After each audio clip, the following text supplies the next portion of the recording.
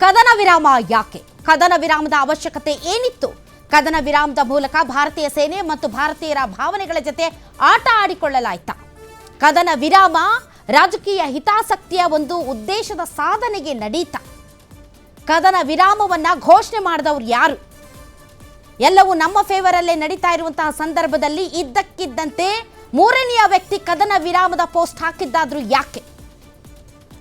ಪರಸ್ಪರ ಮಾತುಕತೆಯ ಮೂಲಕವೇ ಬಗೆಹರಿಸಿಕೊಳ್ಳೋದಿತ್ತು ಅಂತ ಅನ್ನೋದಾದ್ರೆ ಅಮೆರಿಕ ಇದರ ಮಧ್ಯಸ್ಥಿಕೆ ವಹಿಸಿದ್ದಾದ್ರೂ ಯಾಕೆ?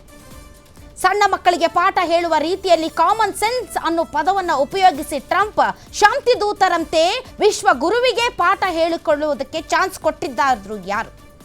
ಹಾಗಾದ್ರೆ ಟ್ರಂಪ್ ಶಾಂತಿ ದೂತನ?